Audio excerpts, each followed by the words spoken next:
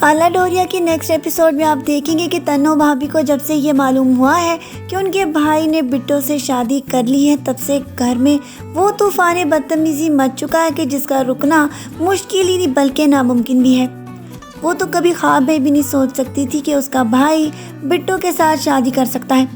5 سال سے تو اس نے اس کو دور کر رکھا تھا، لیکن اب شادی کے بعد وہ صرف اور صرف یہ چاہتی ہے کہ وہ اس کو طلاق دے دے، اور تبھی وہ اپنے بھائی کو دوبارہ سے اپنی زندگی میں شامل کرے گی۔ جبکہ بٹو تو اس کو اسی بات کے اوپر مجبور کرنے والی ہے کہ جو کچھ تمہاری بہن چاہتی ہے وہی تمہیں کرنا ہوگا۔ لیکن کوکو کو یہ کبھی بھی منظور نہیں کہ ایک دفعہ بٹو سے شادی ہو کر وہ اس کو طلاق دے دے، چاہے اس کی بہن اس کو کتنا بھی مجبور کرتی رہے، وہ اس بات کو ماننے کے لیے تیار نہیں۔ جبکہ بٹو بھی اس بات کے اوپر بہت زیادہ خفا ہے کہ آخرکار اس نے ایسا کیا کر دیا کہ تنو بھابھی اس کی شکل تک دیکھنا نہیں چاہتی۔ اس نے تو کبھی بھی اس بات کو نہیں چاہا تھا کہ وہ اس کے بھائی سے شادی کرے، لیکن اپنے باپ کی وجہ سے وہ بہت مجبور ہے۔ اور جبکہ دوسری طرف اس کی والدہ بھی اس کے اوپر اسی بات کے اوپر خفا ہے کہ نہ انہوں نے اس کے ساتھ شیئر کیا اور نہ ہی اس کو یہ ساری باتیں بتائی۔ اب وہ کیا کرے؟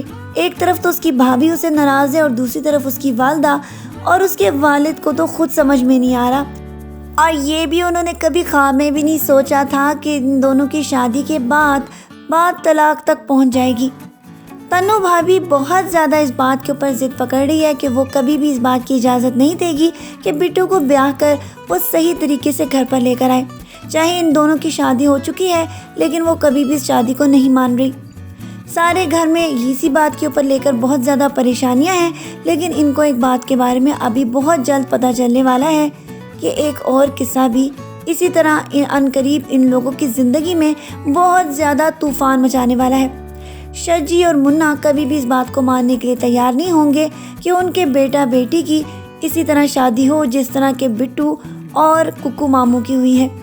ابھی تک تو یہ بات خواب ہی نظر آ رہی ہے، لیکن نیکسٹ ایپیسوڈز میں آپ کو نظر آتا چلا جائے گا کہ یہ بات سچ ثابت ہونے والی ہے۔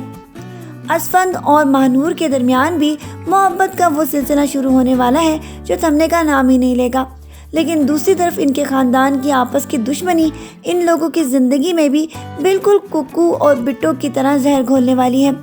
تو چلیں اسی بات کا انتظار کرتے ہیں کہ کب ان کی لو سٹوری میں بھی کوئی ہیپی اینڈنگ آ جائے۔